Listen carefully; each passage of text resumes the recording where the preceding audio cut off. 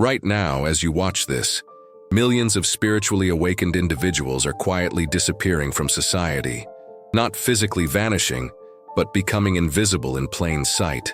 They're your co-workers who stopped engaging in small talk, your friends who declined yet another meaningless social gathering, your family members who seem different, distant. Carl Jung warned us about this phenomenon decades ago, calling it the loneliness of the conscious individual. But here's what's terrifying. It's accelerating. Studies show that people reporting spiritual awakening experiences are 73% more likely to experience social isolation within 2 years. Think about that. The more conscious we become, the more we disappear from the very fabric of human connection. But why? What is it about spiritual awareness that makes us incompatible with society? Is consciousness itself a social death sentence? Here's the disturbing truth Jung discovered. Society doesn't just reject awakened individuals, it systematically eliminates them. Not through violence, but through something far more insidious. A psychological immune system that identifies conscious people as threats and quietly pushes them to the margins. Have you felt it? That growing sense that you're speaking a different language than everyone around you? That creeping realization that the more you see, the more alone you become? You're not imagining it, and you're definitely not alone in feeling alone. What does it actually mean to be spiritually awake? Jung described it as developing what he called the transcendent function, the ability to see beyond the collective illusions that most people accept as reality. But here's what nobody tells you. This gift comes with a devastating price. Picture this. You're at a dinner party, surrounded by people discussing their latest purchases, celebrity gossip, or political drama. But all you can see are the masks. The desperate need for validation hiding behind every opinion. The fear masquerading as confidence. The emptiness being filled with noise. You try to connect, but it's like watching a movie you've already seen 1,000 times. The scripts are predictable, the roles are rehearsed, and suddenly you realize you can't unsee what you've seen. Jung called this the curse of consciousness. The awakened individual becomes like someone who's discovered that everyone around them is sleepwalking, but any attempt to wake them up is met with hostility or confusion. But here's where it gets really dark. The more you see, the less you can participate in the collective dream. Small talk becomes torture. Social media feels like a psychological wasteland. Even your closest relationships start feeling hollow. You begin speaking a different language, one of depth, meaning, and authentic connection. But everyone else is still fluent in surface-level pleasantries and ego-driven conversations. Have you experienced this shift? That moment when you realized you could no longer pretend to care about things that once seemed important? When did you first notice that your inner world had become incompatible with the outer world everyone else inhabits? This isn't just philosophical theory. Neuroscience shows that spiritual experiences literally rewire the brain, creating new neural pathways that process reality differently. You're not becoming antisocial. You're becoming incompatible with a society built on unconscious patterns. The question is, once you've tasted authentic consciousness, can you ever go back to the illusion? And more importantly, should you? Here's the brutal truth Jung discovered. Society operates like a living organism with its own immune system, and spiritually awakened individuals, we're the foreign bodies it's programmed to eliminate. Think about how your body responds to a virus. It doesn't negotiate. It doesn't try to understand. It simply identifies the threat and systematically removes it.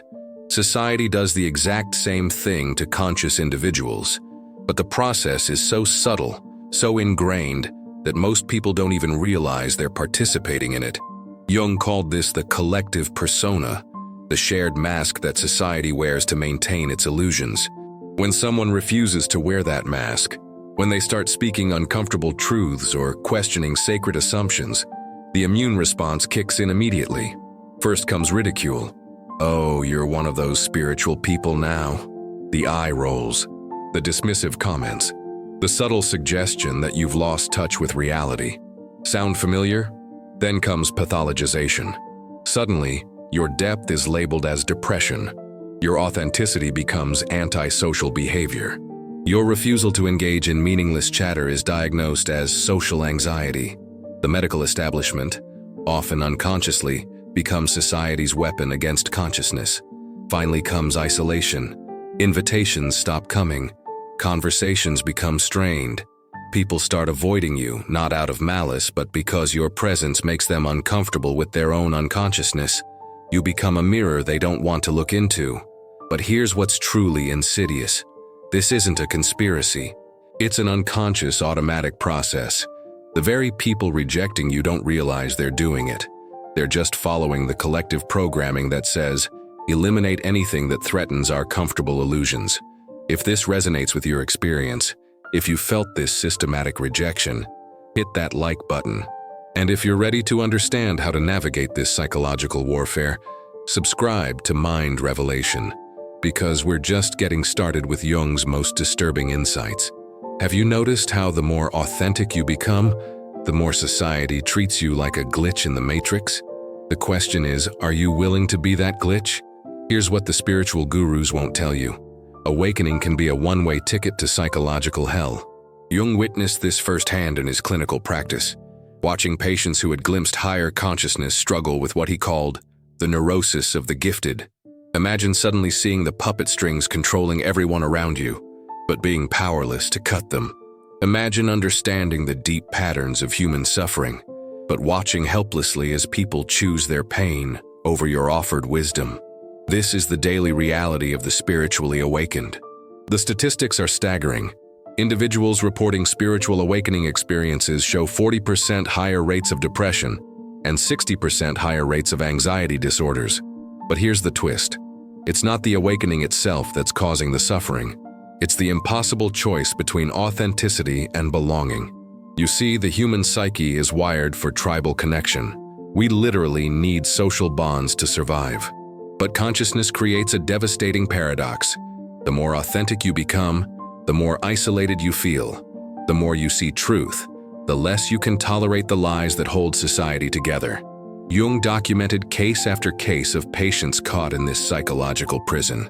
One patient told him, "I feel like I'm drowning in a sea of unconscious people, and every time I try to save someone, they pull me under with them."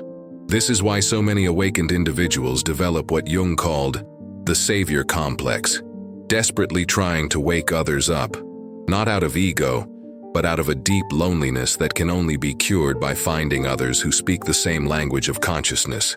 But here's where it gets really dark. The knowledge itself becomes a burden. You can't unknow what you know. You can't unsee what you've seen. You're like someone who's discovered that everyone they love is living in a beautiful dream, and waking them up would destroy their happiness. Have you felt this weight? The exhaustion of carrying truths that others aren't ready to hear? The guilt of seeing clearly while others stumble in darkness? The crushing responsibility of consciousness in an unconscious world? This isn't weakness. This is the natural psychological response to carrying more awareness than your environment can support. You're not broken. You're just awake in a sleeping world. But Jung didn't leave us hopeless.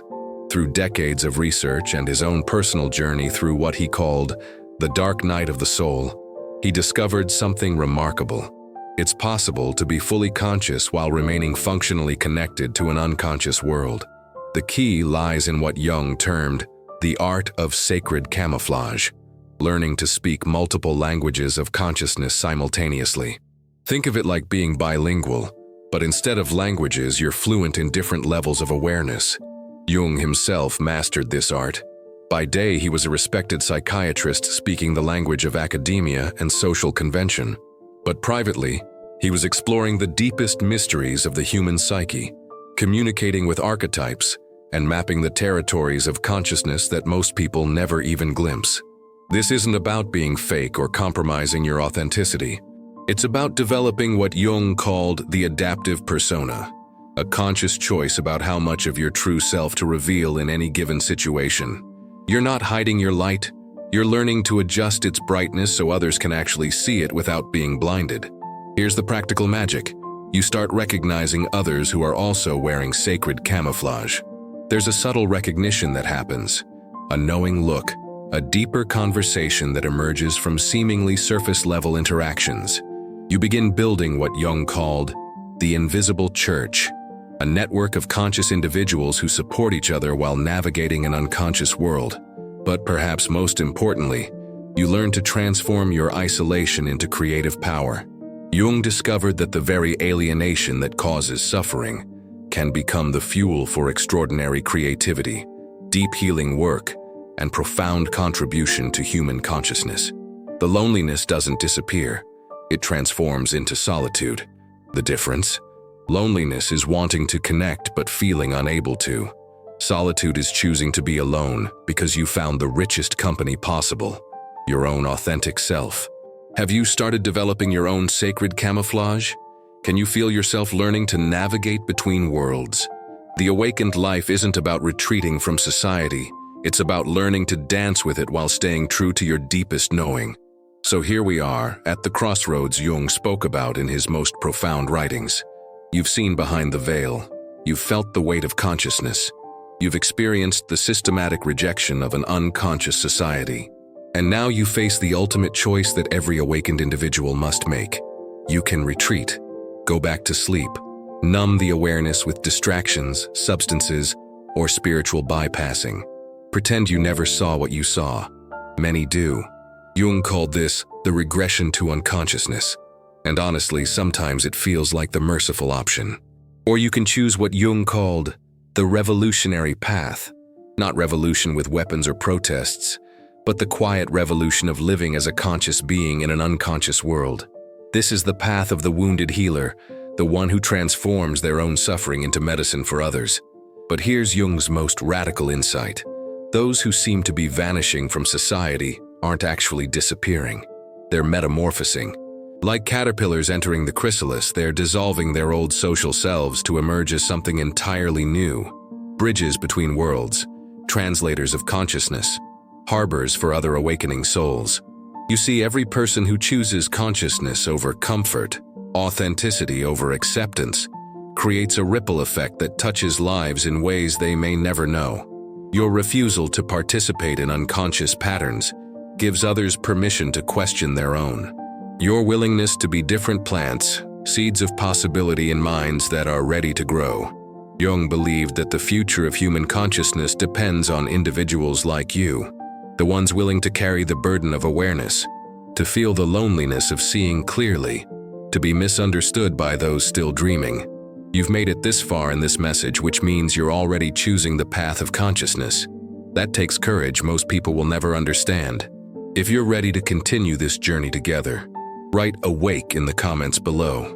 Let's create a signal for others who are navigating this same path.